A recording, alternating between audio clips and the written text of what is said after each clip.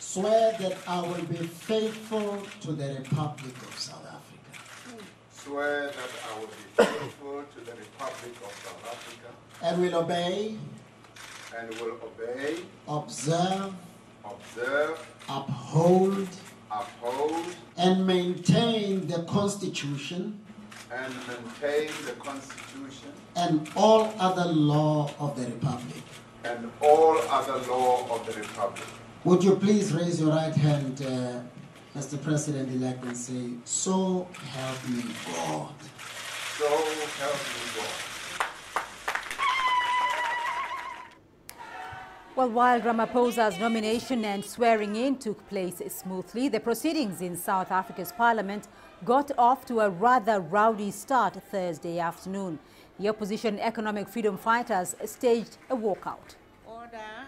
Honorable members, I also wish to announce that I have received the resignation letter from the... While the party wanted a complete overhaul of cabinet and fresh presidential elections, for his part, Ramaphosa delivered a short, succinct speech, promising to do his best not to disappoint the people of South Africa. I thank you for the honor that you bestow on me by electing me to this position.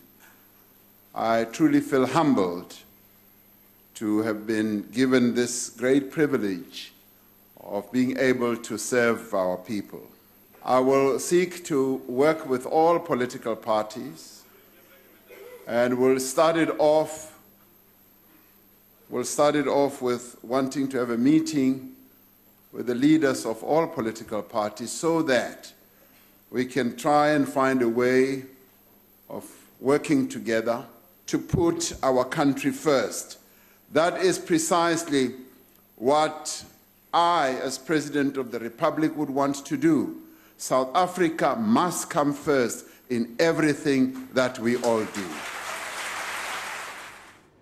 Well, interesting developments from South Africa. Let's get you the latest on the ground. I'm joined from Cape Town by CGTN's Renee Delcam. Renee, it's been quite a day there for South Africa. Has a new president now, so how would you describe reactions across the country?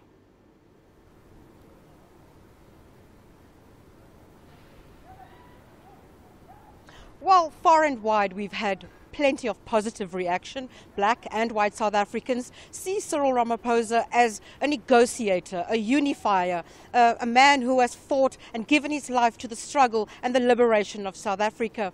He is very much in the mold of Nelson Mandela. That's how he is regarded by many in South Africa, certainly by capital, by big business, but very much also, on the other side, we see people like Julius Malema and his party saying that Cyril Ramaphosa has no place being the president, the new president of South Africa after Jacob Zuma.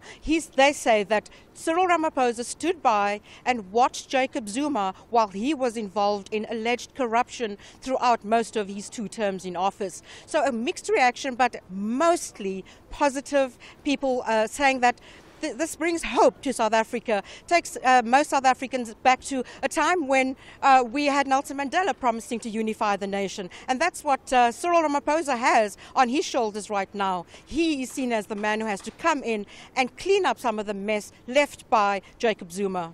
Well, Renee, Cyril Ramaphosa has also pledged not to disappoint South Africans. So what can the country expect from his leadership?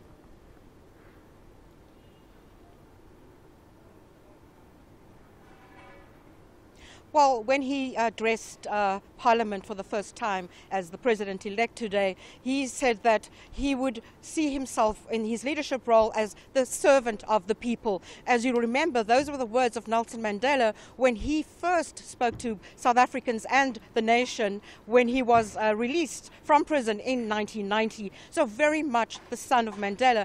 Also, like we heard in the report just a few minutes ago, he spoke about bringing the parties in parliament closer together. So not just does he have to unify people inside his own party, the African National Congress, which has been racked by factionalism in the past few years, he also pledged that he would work closer with all the various parties in parliament and work to try and reconcile and unify people across South Africa. He also spoke of courage and humility, and when he spoke about his leadership, and he thanked the people of South Africa for entrusting him with this great responsibility. Right, Renee Delcam joining us there from Cape Town with the very latest there on South African developments.